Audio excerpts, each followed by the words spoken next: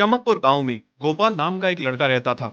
उसकी सौतेली माँ और बाप ने उसे घर से निकाल दिया था। उसकी सौतेली माँ ने सब कुछ अपने और अपने बच्चों के नाम पे कर रखा था और गोपाल को हिस्से के नाम पे 3 गायें दे रखी थी। गोपाल पढ़ा लिखा तो बहुत था, पर नौकरी ना मिलने के कारण उसने सोच लिया था कि वो अब उन तीनों गायें की खूब देख रेख करके उनसे जो दूध मिलेगा उसे बेच के अपना कारोबार चलाएगा। अब मैं बिल्कुल अकेला हो गया हूँ। ओ माता, तुम तीनों के अलावा मेरा अब कोई भी नहीं है। बस मेरा घर चलाने के लिए तुम तीनों को मेरी मदद करनी होगी। तीनों गायें बहुत ही खट्टी खट्टी और जवान थी और रिश्ते में भी एक दूसरे की बहनें लगती थी। चंपा, चमेली और मैना। मैना सबसे बड़ी और समझदार गाय थी। चंपा गर्भवती थी और चमेली को अभी अभी बच्चा हुआ था। वो दूध दे रही थी, जिसके दूध को बेच के गोपाल का थोड़ा बहुत घर चल रहा था। पर गोपाल को अब चंपा और मैना पे पूरा भरोसा था कि जब उनका बच्चा हो जाएगा तो वो खूब दूध देने लगेंगी और जिससे उसका कारोबार अच्छे से सेट हो जाएगा। देखा चमेली बहन, हमारे मालिक को कितनी उम्मीदें हैं हम तीनों से। हाँ चंपा, सुना मैंने, मालिक ने हमसे कितनी सारी उम्मीदें लगा रखी हैं। और उम्मीद रखे भी क्यों ना, कितना समय खर्च करते हैं मालिक हम पे और कितनी सेवा करते हैं हमारी, कितना खिलाते पिलाते हैं हमें। और फिर हम मालिक की उम्मीदों पे खरा ना उतरेंगी तो धिक्कार है हमारी जिंदगी पर। सही कह रही हो बहन तुम। चलो हम तो मालिक के लिए कुछ ना कुछ कर ही लेंगे। तुमने बच्चा दे दिया है, दूध भी दे रही हो, मैं भी गर्भवती हूँ। थोड़े दिनों में मैं भी बच्चे को जन्म दे दूंगी, फिर दूध भी देने लगूंगी। लेकिन इस मैना दीदी को देखो, हम दोनों से बड़ी है, एक बार भी बच्चा ना दे पाई आज तक। क्या इसका फर्ज नहीं बनता मालिक के लिए कुछ? ये तो बड़ी है, हमसे ज्यादा इसको मालिक के लिए करना चाहिए था। लेकिन हम छोटी होकर इतना सोच रहे हैं। तुम दोनों ऐसा क्यों कह रही हो? क्या गलत कह रहे हैं हम? सही तो कह रहे हैं। कितने सालों से बांझ पड़ी हो तुम। ऐसा कैसे कह सकती हो तुम? बच्चा देना ना देना मेरे हाथ में थोड़े ना है। मैं भी तो माँ बनना चाहती हूँ ना। मैं भी चाहती हूँ कि दूध दूँ और मालिक को मेरे दूध से कुछ फायदा हो। अरे तुम क्या बच्चा दोगी जो इतने सालों से नहीं दे पाई?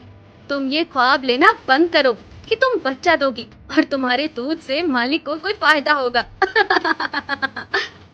दोनों छोटी बहनें बड़ी बहन मैना की बेबसी का मजाक उड़ाती हैं और उस पे हंसती हैं। इस बात से मैना बहुत दुखी होती है और रोती है कि उसी की बहनें उसको दिलासा देने की बजाय उसे ताने मार रही हैं, उसका मजाक उड़ा रही हैं। फिर एक दिन गोपाल का पड़ोसी उससे कहता है, अरे गोपाल, तुम्हारी 2 गायें तो ठीक है, एक गाय का क्या है?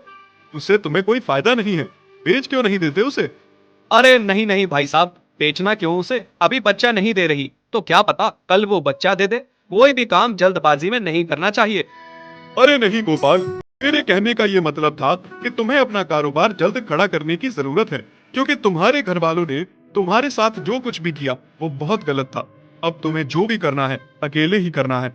आगे शादी भी तो करनी है तुम्हें, उसके लिए भी खूब पैसा कमाना पड़ेगा। जब तुम्हारी सारी गाय दूध देंगी तभी तो कारोबार अच्छा चलेगा ना। हाँ, बात तो तुम सही कह रहे हो भाई।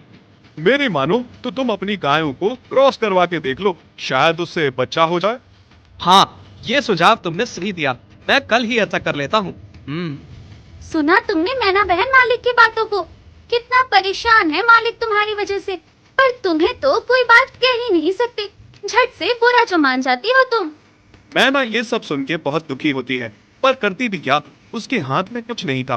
गोपाल ने मैना को क्रॉस करवा के भी देखा, पर उसका भी कोई फायदा नहीं हुआ। गोपाल, जो सुझाव मैंने तुम्हें दिया था, क्या वो तुमने आजमाया? हाँ भाई, वो भी करके देख लिया, पर उसका भी कोई असर ना हुआ। ये गाय किसी काम की नहीं है गोपाल, मेरी मानो तो इसे बेच दो। मैं सोच रहा हूँ एक बार फिर से क्रॉस करवा के देखता हूँ, शायद कोई बात बन जाए। देख लो, पर मुझे नहीं लगता। देखा, इन लोगों को भी पता चल गया, तुम बच्चा नहीं दे सकती, तुम बांझ ही रहोगी।